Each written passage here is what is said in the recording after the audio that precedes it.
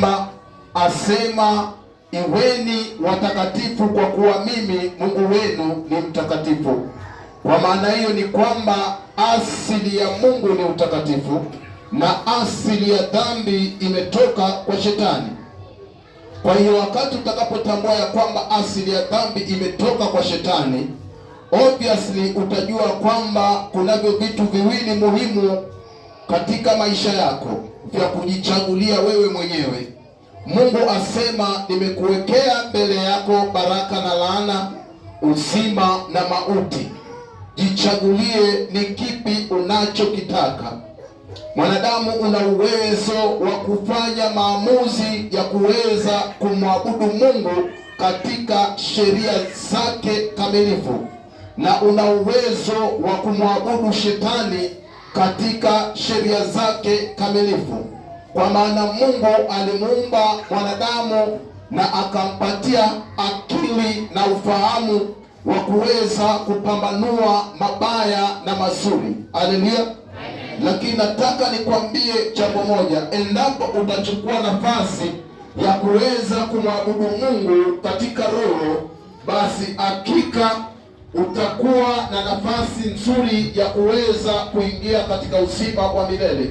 Na endapo utachukua jukumu la kuweza kumwabudu Shetani na njia zake chafu, basi hapo pia utakuwa umejichagulia kuingia katika moto wa Jehanamu. Kwa maana Biblia inasema ya kwamba yeyote atendaye dhambi ni lazima atarithi moto wa Jehanamu. Bwana Yesu asifiwe sana. Haleluya. Asema ya kwamba mshahara wa dhambi ni kifo, ama mshahara wa dhambi ni katika ile ziwa la moto. Haleluya. Lakini asili ya Mungu aliyemuumba mwanadamu, asili ya Mungu aliyeziumba mbingu na nchi na vyote vilivyopo katika dunia, ni kwamba yeye ni mtakatifu na hana makubaliano na dhambi ya aina yeyote. Kwa hiyo endapo wewe unasema umeokoka, ama wewe ni mcha Mungu, ama unampenda Yesu Kristo, basi hakikisha unampenda kupitia kubadilika kwa tabia na matendo ulionayo. Haleluya. Wacha mwili wako ukaweze kutawaliwa na utakatifu wa Mungu. Wacha viungo vya mwili wako vikaweze kumtumikia Mungu aliye hai. Haleluya. Ukienda katika kile kitabu cha Yohana Mtakatifu mlango ule wa kwanza mstari wa 29, asema siku ya pili yake Yohana akamwona Yesu akimjia, akasema, tazama mwana kondoo wa Mungu aichukuaye dhambi ya ulimwengu. Tumeona asili ya Mungu, yeye hana makubaliano na dhambi ya aina yeyote.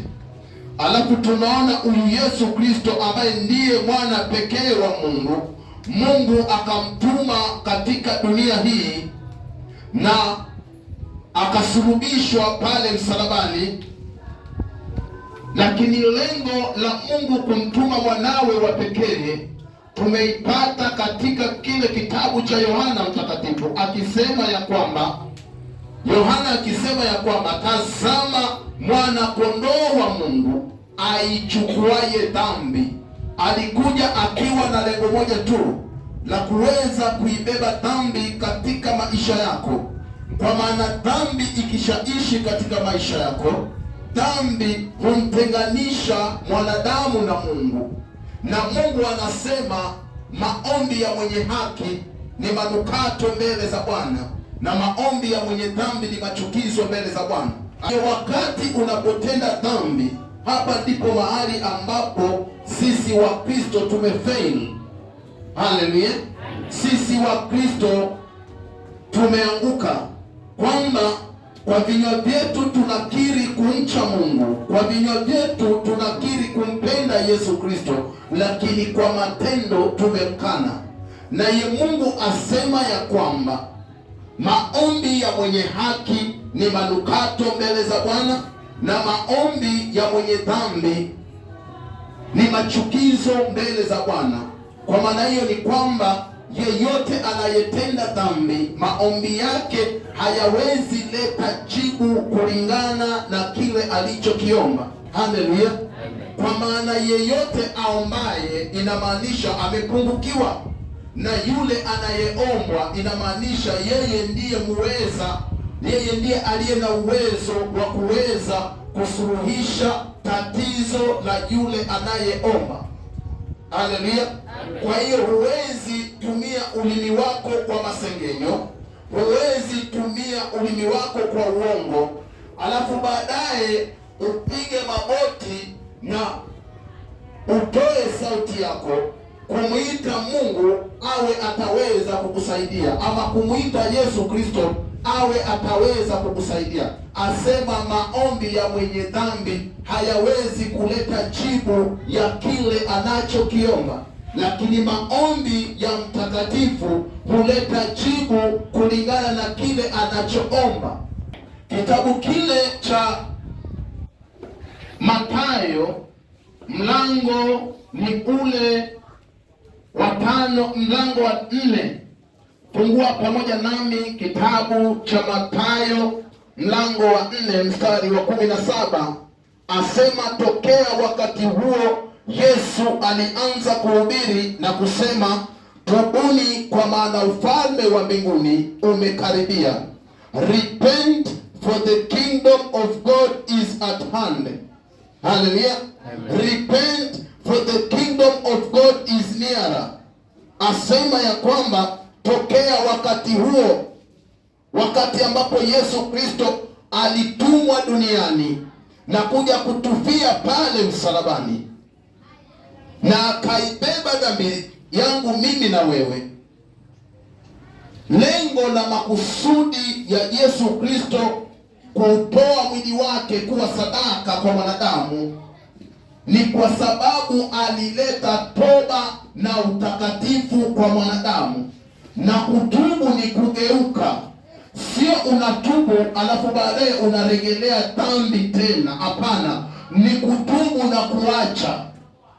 Mara nyingi mimi husema ya kwamba wokovu ni kutengwa, separation, kwamba Yesu Kristo alikuja kutofautisha watu wake. Wale waliookoka wajulikane kwa kubadilika kwa tabia walizonazo, kwa maana Mungu asema watu wote duniani ni wake na vyote vilivyomo katika dunia ni mali yake. Lakini asema ya kwamba kwenu ninyi wacha Mungu, holy ones, holy people, ninyi ni watu wangu wa thamani. Haleluya! Ndicho anachokisema Bwana, kwamba hata kama nimeziumba mbingu na nchi na vyote vilivyomo, lakini kwa wale watakatifu ni watu wangu wa thamani. Haleluya! Kwa hiyo endapo umechukua maamuzi ya kuokoka, umechukua maamuzi mema katika maisha yako ya leo na baadaye, lakini jambo ambalo unahitajika kulifanya sasa sio kukiri wokovu tu, bali kukiri wokovu na njia zako pia ziwe zitamwelekea Mungu. Kwa maana hii formula ninayowapatia ni formula ambayo nimekuwa nikiitoa mara nyingi, kwamba yeye aliye juu, Mungu ni mtakatifu, na Yesu Kristo pia ni mtakatifu, na Roho wa Mungu pia ni mtakatifu. Kwa hiyo wale wanaosema kwamba ninampenda Yesu Kristo, ninampenda Mwenyezi Mungu, ni lazima waishi maisha matakatifu kama vile Mungu alivyo mtakatifu. Kwa maana Mungu hana makubaliano na dhambi ya uongo. Mungu hana makubaliano na dhambi ya uasherati. Mungu hana makubaliano na dhambi ya zinaa. Haleluya! Mungu hana makubaliano na dhambi ya wizi. Naomba twende pamoja nami kitabu cha Kutoka. Twende pamoja nami, kitabu ni cha Kutoka mlango ule wa 34 mstari wa 12 hadi 17. Neno la Bwana linasema hivi: ujihadhari nafsi yako, usije ukafanya agano na wenyeji wa nchi ile unayoiendea, lisiwe mtego katikati yako. Haleluya. Asema ujihadhari nafsi yako, usije ukafanya agano na wenyeji wa nchi ile unayoiendea, lisiwe mtego katikati yako, bali utabomoa madhabahu zao na kuvunja nguzo zao na kuyakatakata maashera yao. Maana hamtamwabudu Mungu mwingine, kwa kuwa Bwana ambaye jina lake ni mwenye wivu ni Mungu mwenye wivu. Usije ukafanya agano na wenyeji wa nchi, na watu wakaenda kufanya uzinzi na miungu yao na kuitolea sadaka miungu yao. Mtu mmoja akakuita ukala sadaka yake, ukawaoza watoto wako binti zao, nao binti zao wakaenda kufanya uzinzi na miungu yao, wakawavuta wana wenu wafanye uzinzi na miungu yao. Usijifanyizie miungu ya kuyeyusha. Haleluya. Mungu asema ujihadhari nafsi yako, usije ukafanya agano na wenyeji wa nchi ile unayoiendea, ili lisiwe mtego katikati yako. Nami nimetangulia kusema ya kwamba yeye aishie, Mungu mtakatifu, asema yeye ni Mungu aliyeziumba mbingu na nchi na vyote vilivyomo katika dunia hii. Haleluya.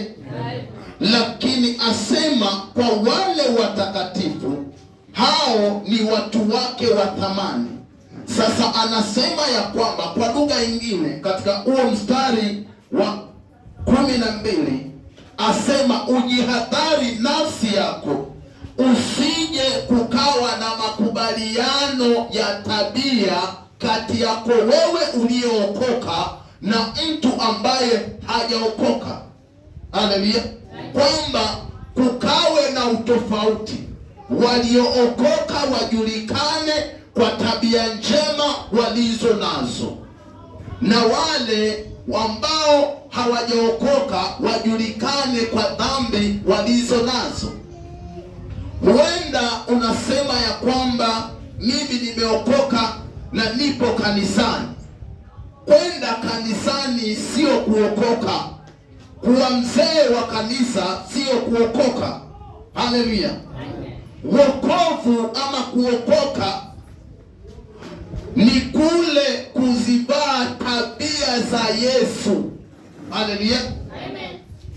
Kuvalia vazi la Kristo. Na alipotufia pale msalabani, Biblia inasema kwamba yeyote atakaye muamini Yesu Kristo ameokoka.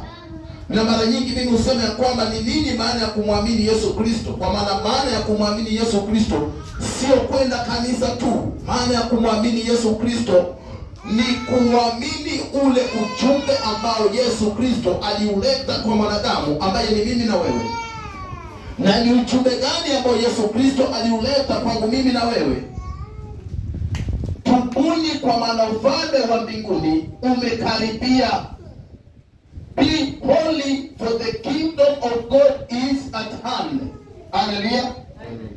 Kwa hiyo ni nini maana ya kutubu? Maana ya kutubu ni kuzivua zile tabia chafu ulizokuwa nazo wakati ulipokuwa haujaokoka, kurudi katika ile tabia ya kiungu, ama kutengwa, umetengwa, umetofautishwa kutoka kwa mataifa mpaka katika uteule.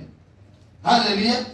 Asema ujihadhari usije ukatenda tabia mfano wa watu ambao hawajaokoka. Lakini kufikia majira haya ambayo tumekalia, ninapolitizama kanisa la Yesu Kristo, ninakutana na Wakristo ambao wamevalia tabia mfano wa mataifa. Kwa vinywa vyao wanakiri kumpenda Yesu, lakini matendo yao yamefanana na watu ambao hawamjui Yesu.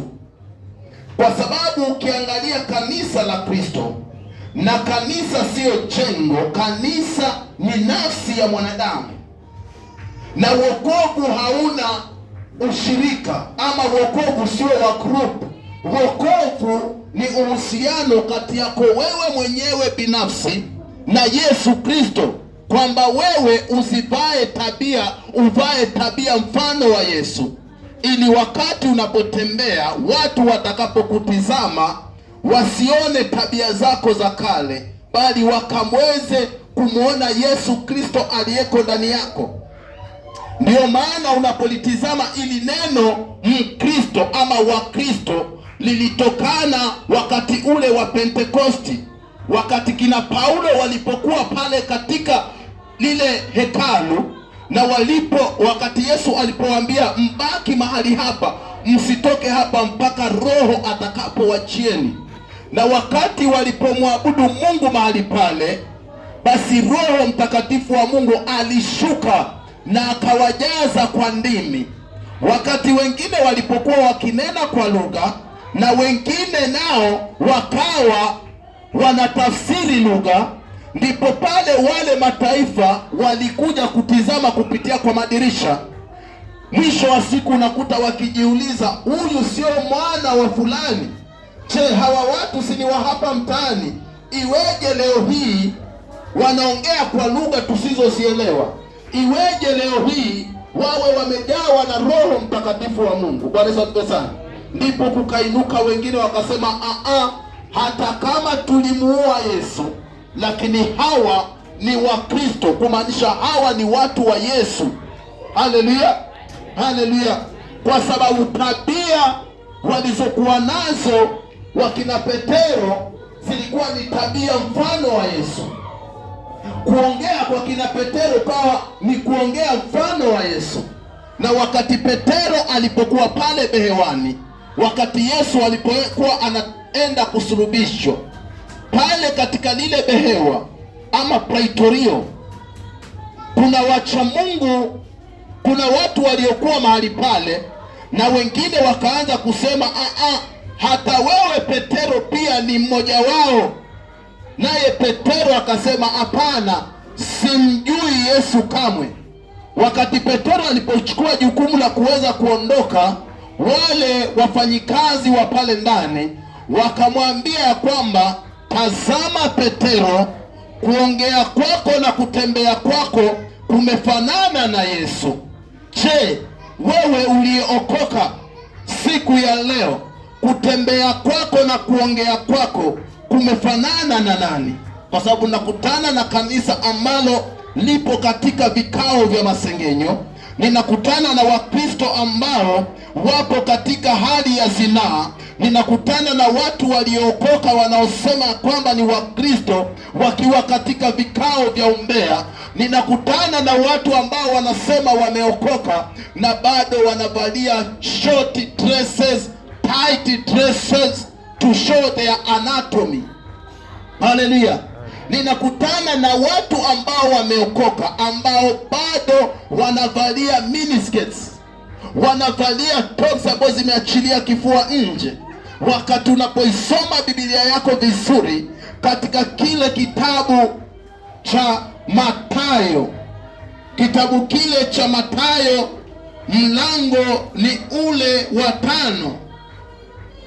Kitabu cha Mathayo mlango ni ule wa 5.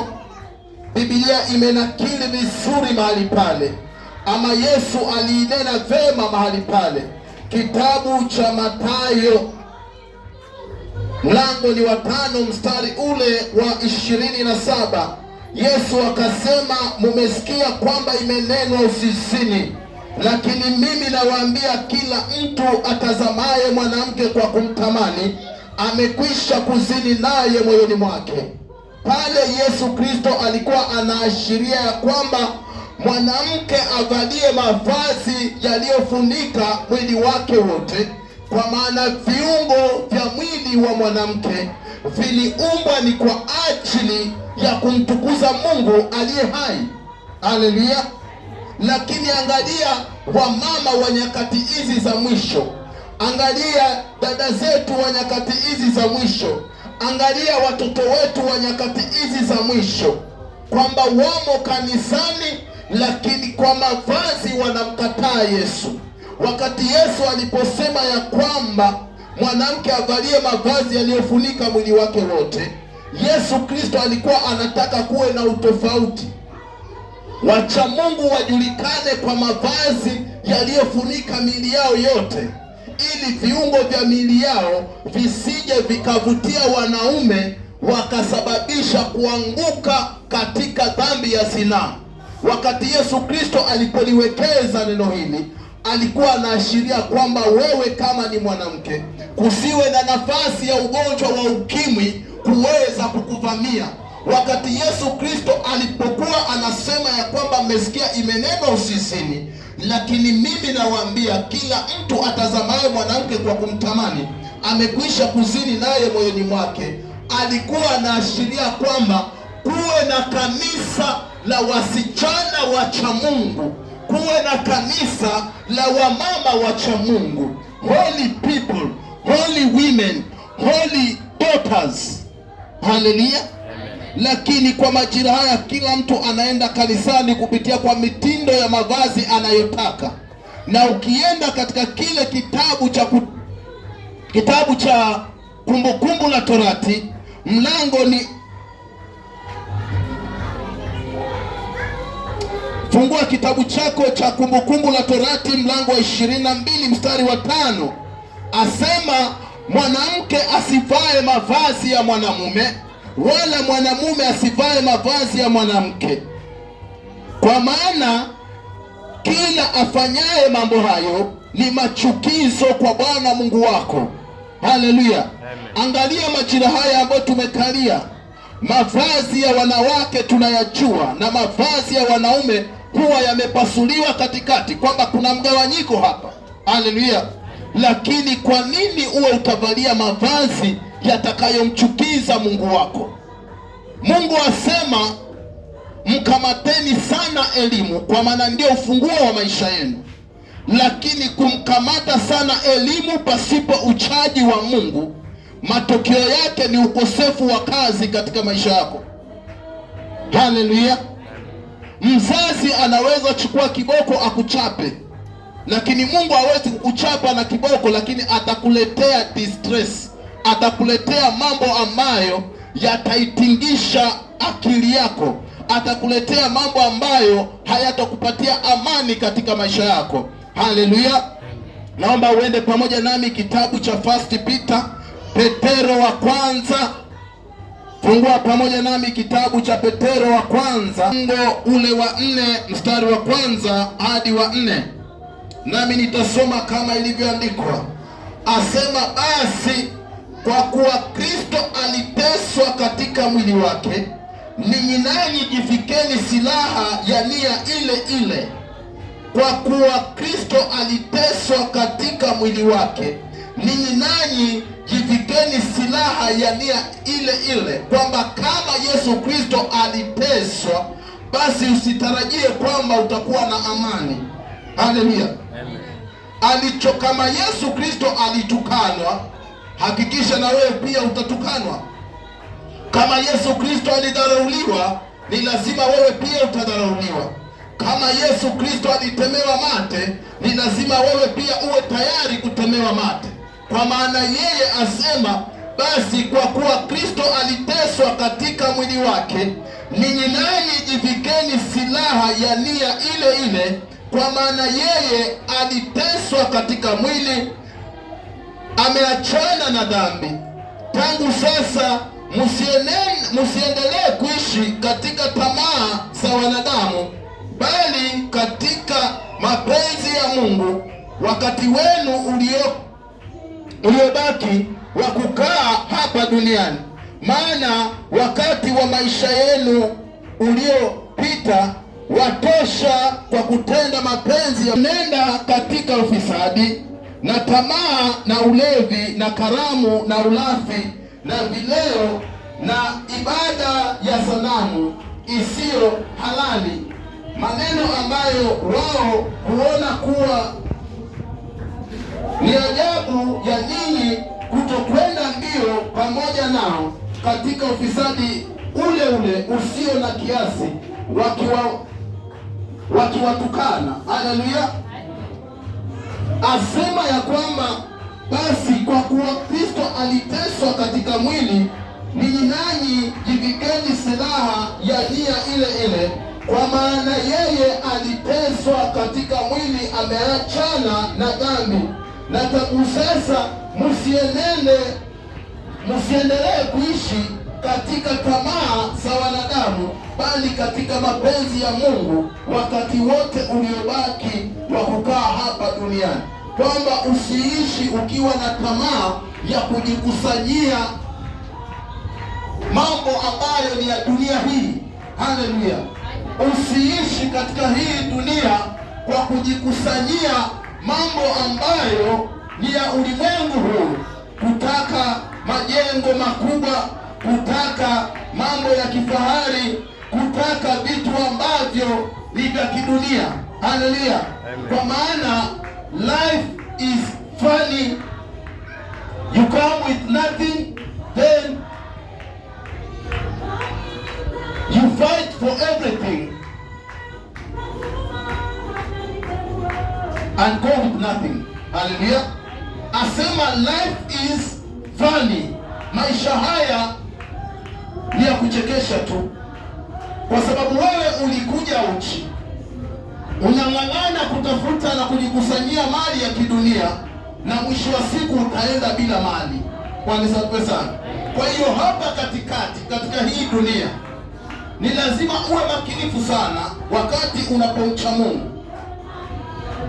You came with nothing, and also you will leave this world with nothing. Kwa sana. Sababu Mungu hajakuleta kwa ajili ya manyumba, Mungu hajakuleta kwa ajili ya magari, Mungu hajakuleta kwa ajili ya anasa ya ulimwengu. Alikuleta ili kwamba ukaweze kumtumikia na kumcha yeye. Bwana Yesu asifiwe. Haleluya. Twende pamoja nami kitabu kile cha Yuda. Fungua pamoja nami kitabu ni cha Yuda. Anza mstari wa 17 kuendelea hadi 23.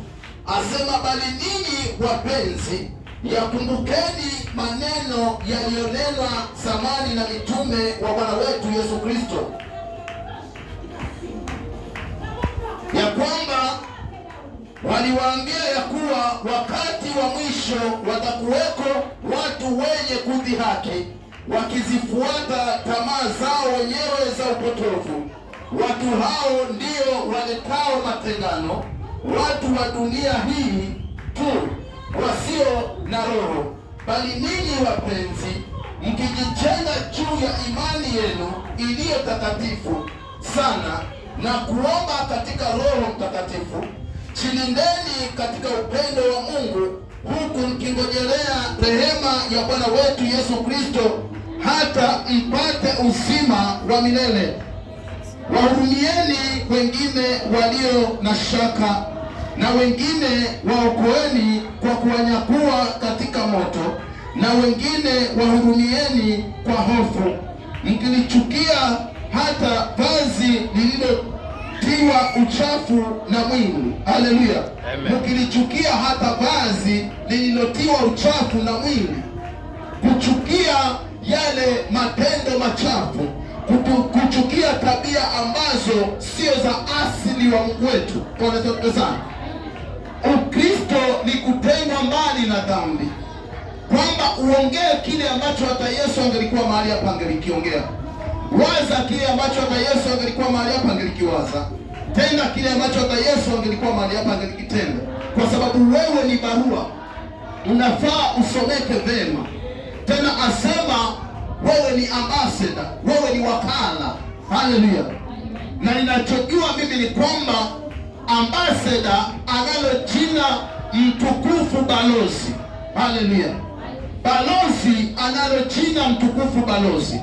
Wakati utakapokutana na balozi, umekutana na mwakilishi wa nchi ile anayotoka. Haleluya. Ndio maana nikakuita wakala, kwamba upo katika dunia hii lakini wewe unamwakilisha Yesu Kristo hapa duniani. Upo katika dunia hii, lakini matendo yako na matamshi yako na mawazo yako yanamwakilisha Mungu unayemwabudu. Haleluya! Mwakilishe Yesu Kristo kupitia kuonekana kwa kubadilika kwa matendo, sio kukiri na bado unaendelea kutenda dhambi. Bwana Yesu asifiwe sana. Haleluya, haleluya. Kwa hiyo kitu ambacho kinahitajika katika maisha yako ni wewe mwenyewe uchukue jukumu la kuweza kujitoa katika dhambi. Haleluya, na kusimama katika utakatifu wa Mungu, kwa maana wokovu ni uhusiano kati ya mtu na Mungu.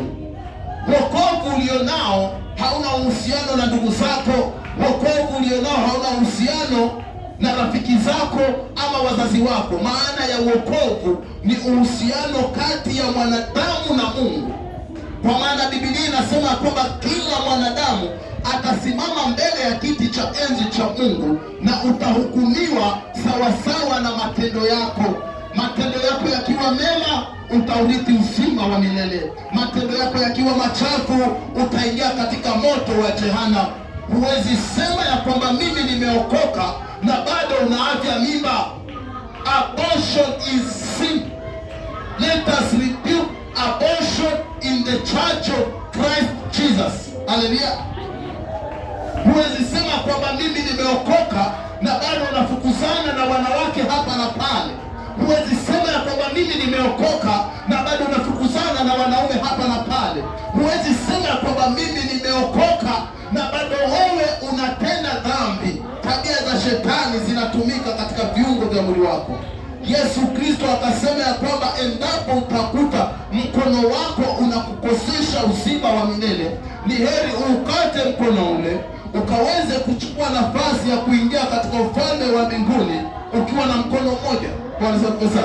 Kwa hiyo haya ndiyo majina kwako wewe uliokoka, kukata zile tabia ambazo unajua hazikuelekezi katika uzima wa milele, zinakuelekeza katika moto wa jehanamu. Haleluya. Rebuke sin into your life. Rebuke sin to your neighbors. Rebuke sin. Haleluya. Kemea dhambi. Mungu hapendi dhambi. Kilichomsababisha Yesu aje hapa duniani ni dhambi, na Mungu atahukumu dhambi. Haleluya. Fungua pamoja nami kitabu kile cha Danieli. Fungua pamoja nami kitabu kile cha Danieli. Mstari ni ule wa 7 hadi 13. Asema, nami nikamsikia yule mtu aliyevikwa nguo za kitani aliyekuwa juu ya maji ya mto, hapo alipoinua mkono wake wa kuume na mkono wake wa kushoto kuelekea mbinguni, akaapo kwa yeye aliye hai milele na milele, ya kwamba itakuwa wakati na nyakati mbili. Itakuwa wakati na nyakati ngapi? Nataka unifuate kwa umakinifu. Itakuwa wakati na nyakati mbili. Bwana Yesu asifiwe. Haleluya. Itakuwa wakati, asema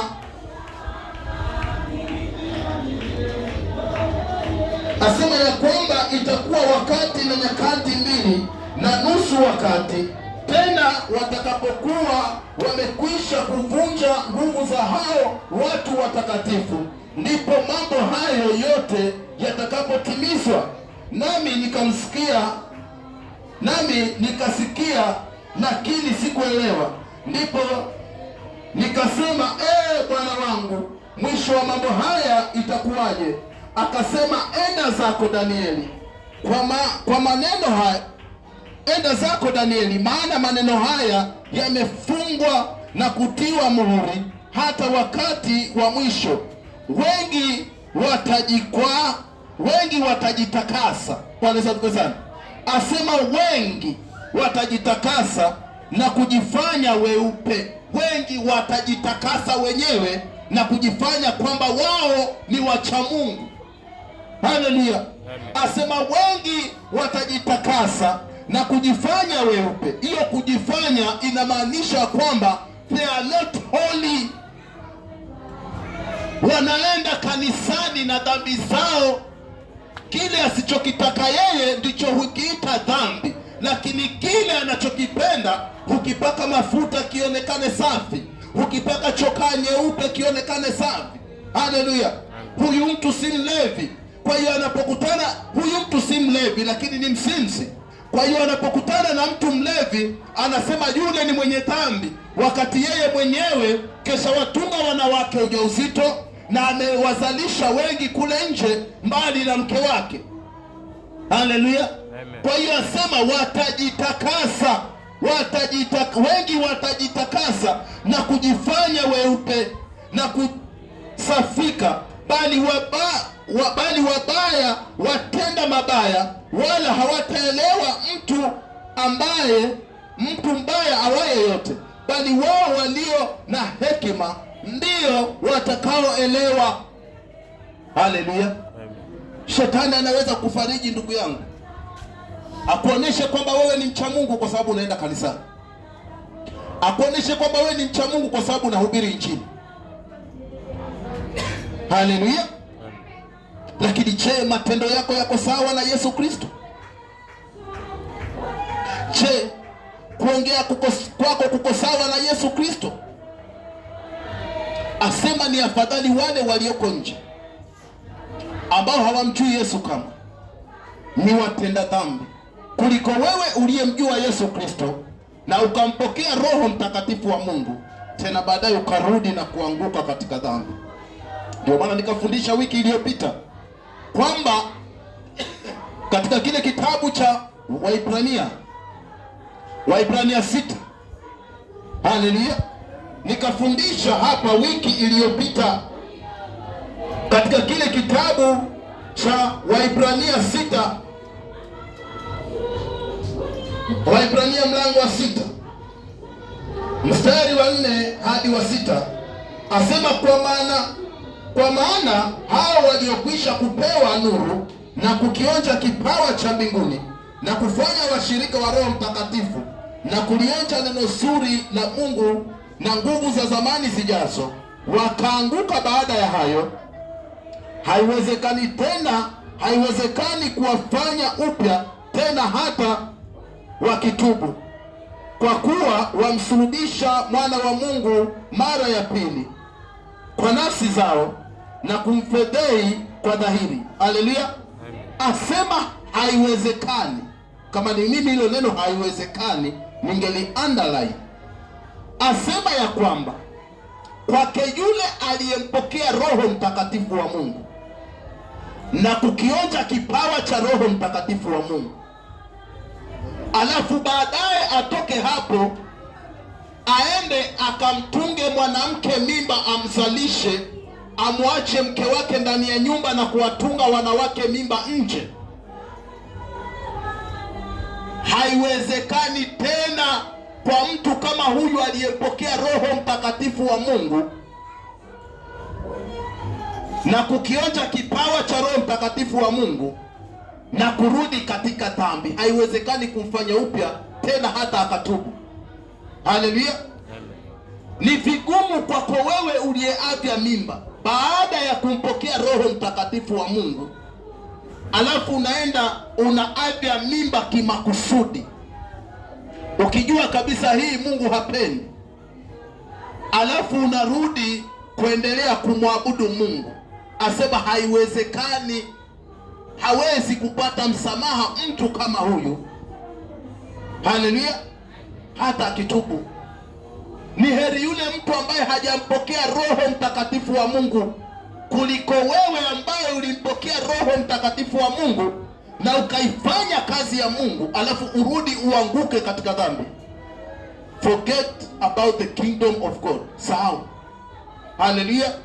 Kitabu kile cha Waibrania mlango wa 10 ameiweka kwa mapana, mstari wa 26 asema, maana kama tukifanya dhambi kimakusudi baada ya kupokea ujuzi wa ile kweli, haibaki tena dhabihu kwa ajili ya dhambi, bali kuna kuitazamia hukumu yenye kutisha na ukali wa moto ulio tayari kuwala wao wapingao.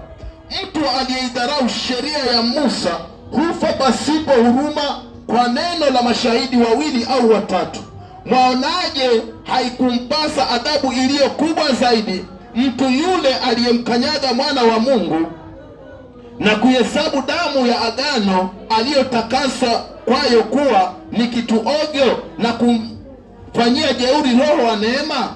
Maana twamjua yeye aliyesema, kupatiliza kisasi ni juu yangu Bwana, maana mimi nitalipa, na tena Bwana atawahukumu watu wake. Ni jambo la kutisha kuanguka katika mikono ya Mungu aliye hai akikuhukumu wewe. Sasa ndio maana unakuta wengi, huyu ni mwanamume amekuwa akifanya kazi ya Mungu kanisani, baada ya kuanguka na mwanamke anaenda anafungua kanisa. Huyu ni mwanamke ambaye ameavya mimba, halafu baada ya hapo anaenda anashirikiana na huyu ambaye alianguka na mwanamke wa nje. Hapa kuna mwingine ambaye kazi yake ni kufuata wanawake na kutembea na wanawake, ndio anakuwa assistant pastor. Sasa ukiona kanisa la aina hii halimwabudu Yesu, wanamtumikia shetani. Bwana asifiwe sana.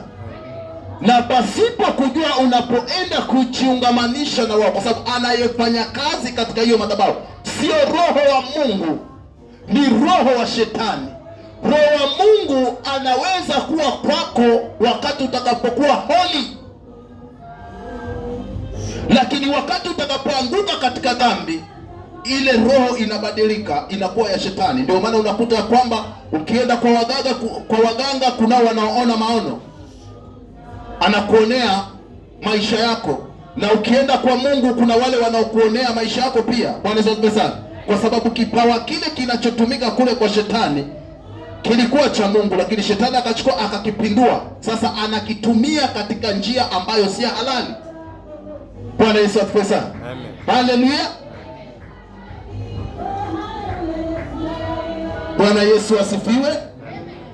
Na ndio maana katika kile kitabu cha Danieli akasema, nami nikamsikia yule mtu aliyevikwa nguo za kitani aliyekuwa juu ya maji ya mto, hapo alipoinua mkono wake wa kuume na mkono wake wa kushoto kuelekea mbinguni, akaapa kwa yeye aliye hai milele na milele, ya kwamba itakuwa wakati na nyakati mbili na nusu nyakati, tena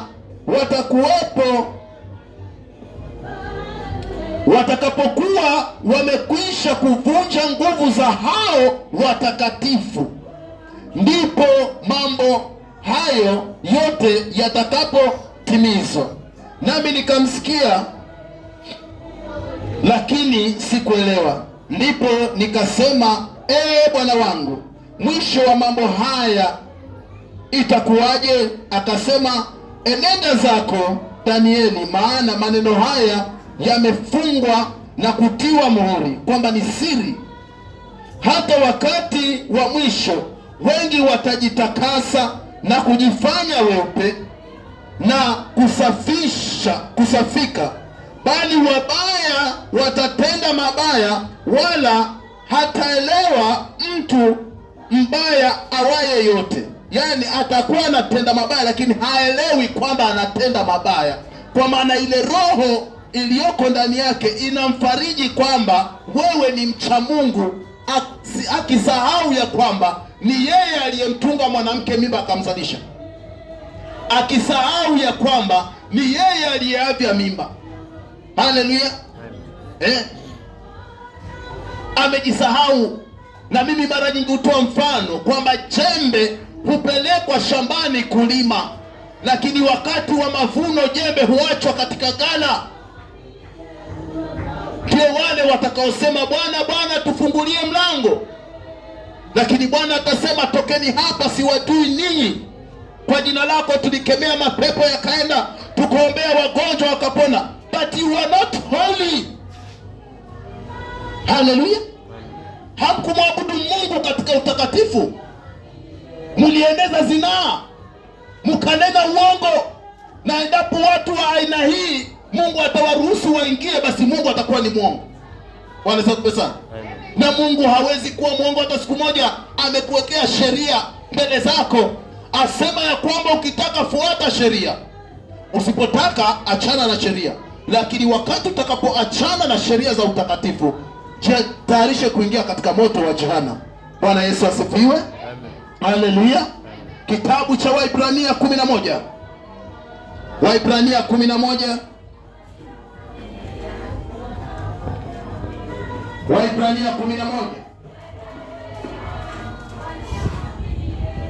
Kitabu cha Waibrania 11 mlango. Kitabu cha Waibrania mlango wa 11 mstari wa kwanza. Tasoma mstari mmoja tu. Asema basi imani ni kuwa na hakika ya mambo yatarajiwayo, ni bayana ya mambo yasiyoonekana. Maana ya imani ni kuwa na hakika kwamba Mungu hana makubaliano na dhambi, na kama Mungu hapendi dhambi, mimi lazima niishi katika maisha matakatifu ya kumpendeza Mungu, kwa sababu sitaki kuingia katika moto wa jehanamu. Haleluya. Asema imani, basi imani ni kuwa na hakika ya mambo yatarajiwayo, ni bayana ya mambo yasiyoonekana. Haleluya. Nenda kitabu cha Wakorintho wa pili. Wakorintho wa pili mlango ni wa 5 mstari wa 7. Wakorintho wa pili mlango wa 5 mstari wa 7.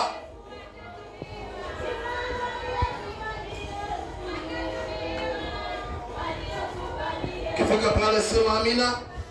Mtasoma mstari huo mmoja tu.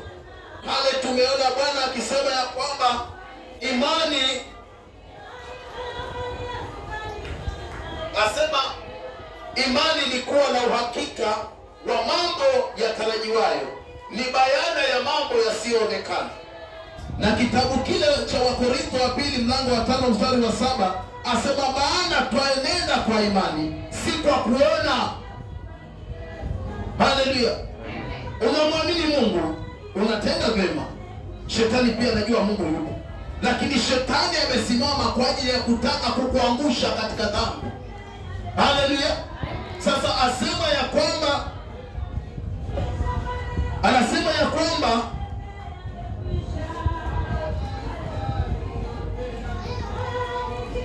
maana twaenenda kwa imani, si kwa kuona. Haleluya. Ninaamini Mungu kwa sababu nimeona hivi vyote vilivyopo, na hata mimi mwenyewe pia ni mali yake, japo sijamuona Mungu, lakini naamini yupo, kwa sababu chochote kilichopo kunaye aliyekianzisha. Haleluya. Kitabu kile cha Waibrania 11, Waibrania 11 mstari, Waibrania 11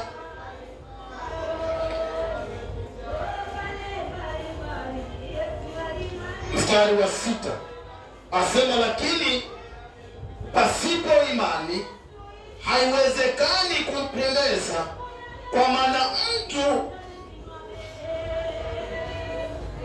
nitarejelea. Asema ya kwamba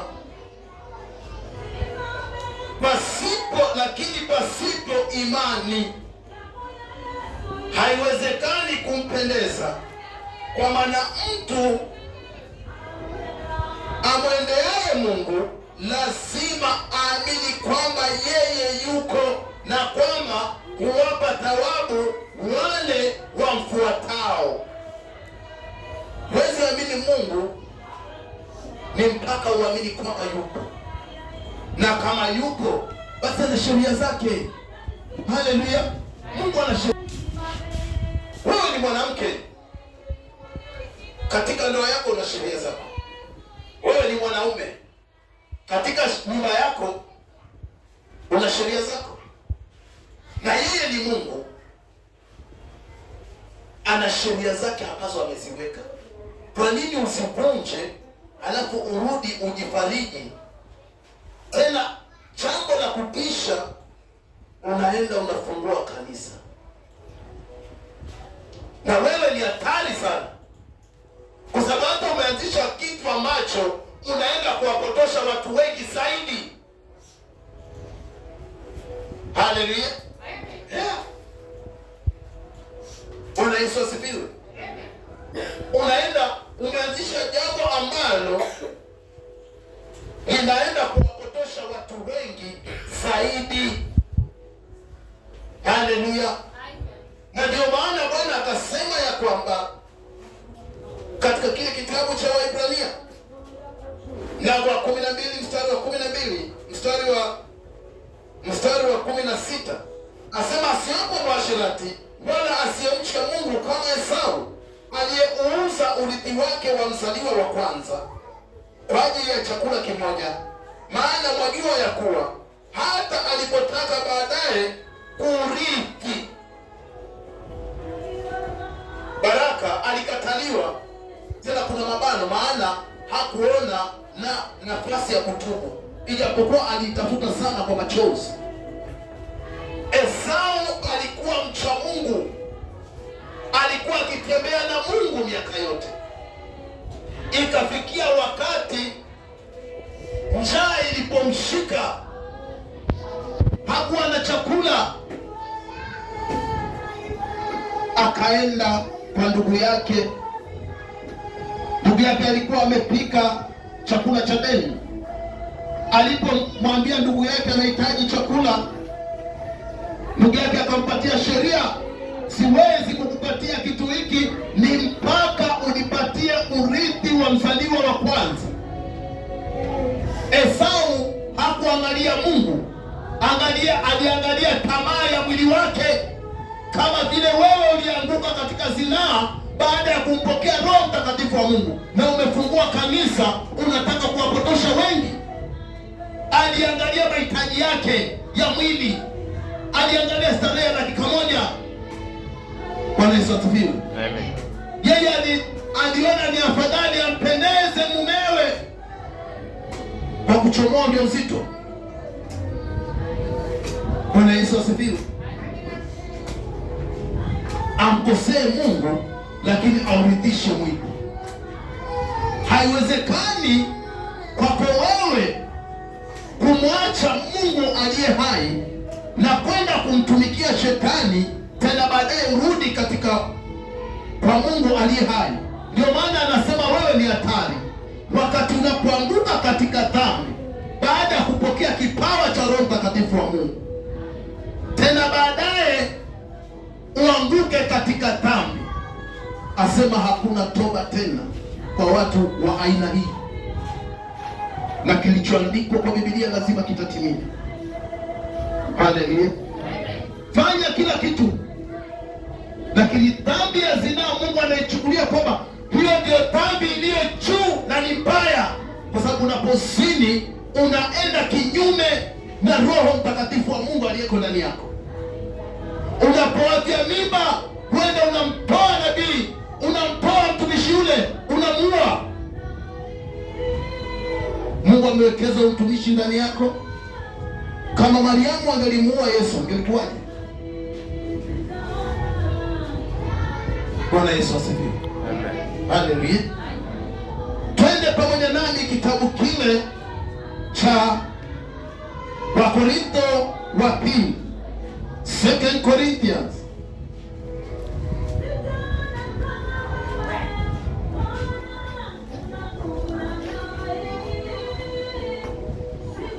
Wakorintho wa pili mlango ni ule wa 6 mstari wa 14 hadi 18. Asema msifungiwe nira pamoja na wasioamini kwa jinsi isivyo sawasawa. Kwa maana pana urafiki gani kati ya haki na uasi? Tena pana ushirika gani kati ya nuru na giza? Tena pana ulinganifu gani kati ya Kristo na Beliali? Au yeye aaminie ana sehemu gani pamoja na yeye asiyeamini? Tena pana mapatano gani kati ya hekalu la Mungu na sanamu? Kwa maana sisi tu hekalu la Mungu aliye hai, kama Mungu alivyosema ya kwamba nitakaa ndani yao na kati yao nitatembea, nami nitakuwa Mungu wao, nao watakuwa watu wangu. Kwa hiyo tokeni kati yao mkatengwe nao, asema Bwana. Msiguse kitu kilicho kichafu, nami nitawakaribisha. Nitakuwa baba kwenu, nanyi mtakuwa kwangu wanangu wa kiume na wa kike. Asema msiishi maisha sawa na watenda dhambi. Bwana Yesu asifiwe sana. Asema msifungiwe nira pamoja na wasioamini. Kwa maana hiyo hapo anasema tabia zenu zisifanane na watu ambao si wacha Mungu, ama kusiwe na tabia mfano wa dhambi katika viungo vya mwili wako. Haleluya. Asema msifungiwe nira pamoja na wasioamini kwa jinsi sivyo sawasawa. Kwa maana pana urafiki gani kati ya haki na uasi? Tena pana ushirika gani kati ya nuru na giza? Nuru ni Kristo. Yesu akasema mimi ni nuru ya ulimwengu. Tena baadaye akasema ninyi ni nuru ya ulimwengu. Lakini nuru ikishazima, dunia inabaki kuwa na giza. Bwana Yesu asifiwe. Haleluya.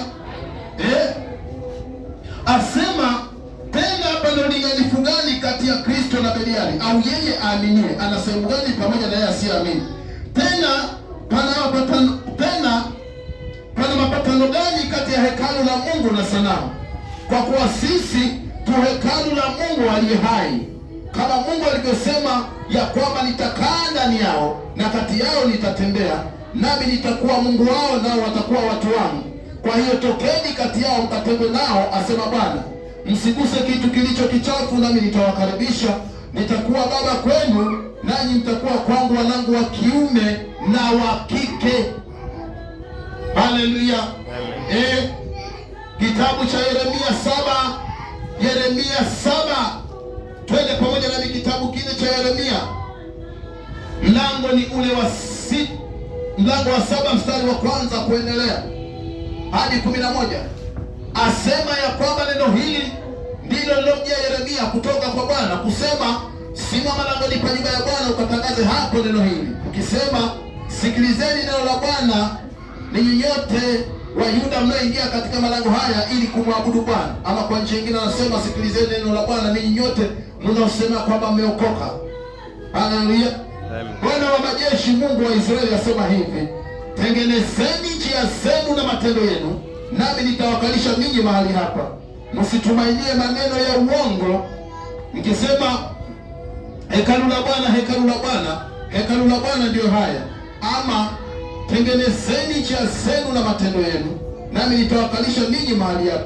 Msitumainie maneno ya uongo mkisema, tumeokoka, tumeokoka, tumeokoka, wakati ninyi ni watenda dhambi. Haleluya. Maana kama mkitengeneza kabisa njia zenu na matendo yenu, kama mkihukumu hukumu ya haki kati ya mtu na jirani yake, kama hamwonei mgeni wala yatima wala mjane wala kumwaga damu isiyo na hatia mahali hapa, wala kuifuata miungu mingine, na kwa hasara yenu wenyewe ndipo nitakapowakalisha mahali hapa katika nchi hii niliyowapa baba zenu tokea zamani hata milele. Angalieni, mnatumainia maneno ya uongo yasiyoweza kuwasaidia.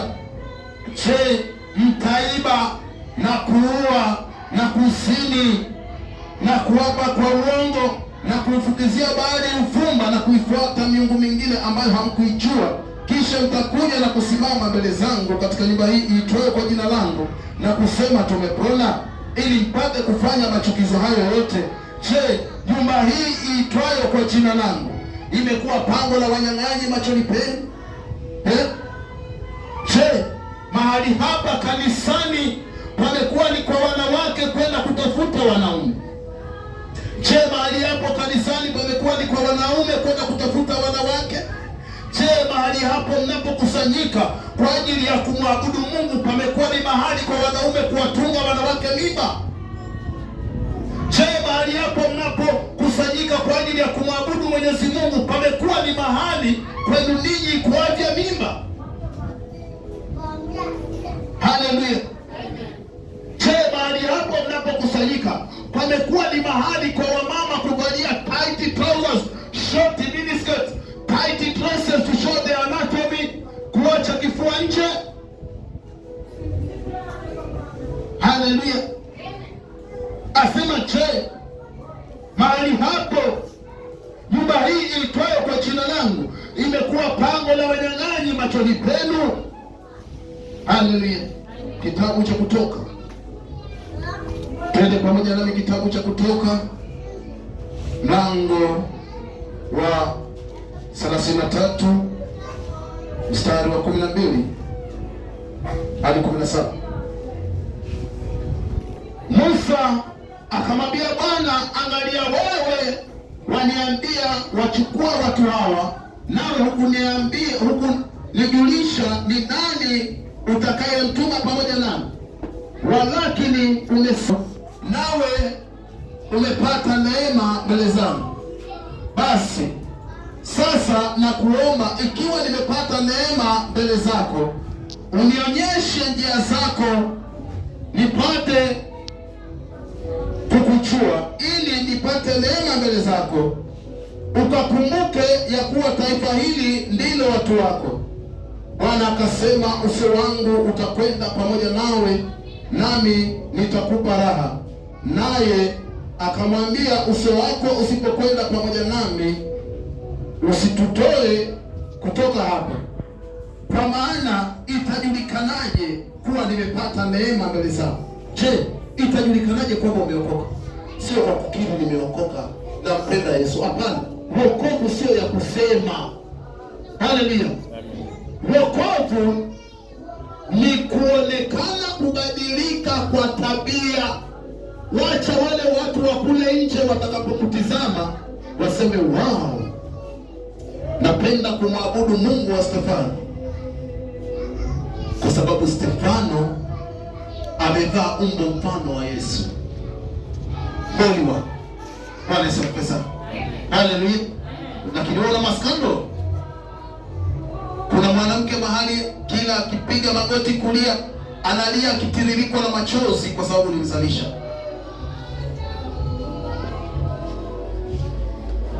Kila akipiga magoti mahali hapo analia akipiga mayowe kwa sababu ulimzalisha. Kila wakati dada yule anapoomba, kuna katoto kachanga kanapiga kelele kwa Mungu kule, kwa sababu kalitolewa mapema kabla siku zake. Dunia inapita na hivi vyote unavyoviona. Bwana Yesu pesa. Amen. Haleluya. Kuwa imara katika wokovu ulionao. Usicheze na Mungu. Imarisha imani yako. Muamini Yesu. Usimwache Mungu kwa sababu ya mwanadamu. Yeye yupo ili mradi you are righteous, wewe una haki, yupo atakupigania. Sio kwamba ninafanya hiki ninamkosea Mungu ili nimpendeze mke wangu. Mungu hawezi fanya kazi na watu wa aina hiyo kabisa. Sio kwamba eti ninafanya hiki kuwapendeza majirani. Hapana. Walk in a straight line. Tembea katika utakatifu, njia iliyonyooka. Hata ukisikia watu wanaongea vibaya kukuhusu, kama Yesu alitukana, wewe pia lazima utatukana. Kama yeye alidhihakiwa, hata wewe pia lazima utadhihakiwa. Lakini kanisa la nyakati za mwisho limekataa kudharauliwa. Wakati Yesu alidharauliwa na akatemewa mate. Haleluya. Amen. Kanisa la nyakati hizi za mwisho ni kanisa hatari, kanisa lenye kujitetea lenyewe. Na Yesu wakati alipokuwa pale bewani hakutetewa na mtu na hajajitetea. Wakati mfalme yule alipomwambia eti wewe ndiwe mfalme wa Wayahudi, akasema ndio. Wewe wasema. Bwana Yesu asifiwe. Kilichompitia Yesu, kama kweli umesimama katika utakatifu, lazima kitakugonga. Lakini wale wake atakayeanguka katika dhambi baada ya kumpokea Roho Mtakatifu wa Mungu, Pastor, nimeona hivi, Pastor, nimeota hivi, Mungu akinipigania, Wakati watu wanapoingia katika maombi, Roho wa Mungu anapanda, unanena kwa lugha, unatafsiri lugha, unaona maono, Mungu anakutumia kwenda kuwaonya wengine, alafu baadaye utoke, nataka nimpendeze mke wangu, kwa hiyo itanibidi tu nifanye kile mke wangu anachotaka. Bwana Yesu asifiwe. Haleluya. Amen. Be holy for I am holy, says the Lord. Asema iweni watakatifu kwa kuwa mimi Mungu wenu ni mtakatifu. Akamwambia Musa, ni uso wangu utakwenda pamoja nawe. Uso wa Mungu utakwenda pamoja nawe endapo wewe unatembea katika njia za haki, njia za utakatifu. Haleluya. Lakini ukitaka Mungu ashupaze shingo yake asisikie maombi yako, tenda dhambi. Bwana Yesu asifiwe. Kitabu cha Ufunuo, kitabu cha Ufunuo mlango wa 1 mstari wa 8 asema, mimi ni Alfa na Omega, mwanzo na mwisho, asema Bwana Mungu aliyeko na aliyekuweko na atakaye kuja, Mwenyezi. Haleluya. Mimi ni Alfa na Omega, mwanzo na mwisho, asema Bwana Mungu aliyeko na aliyekuweko na atakaye kuja. Haleluya. Amen. Waibrania 12,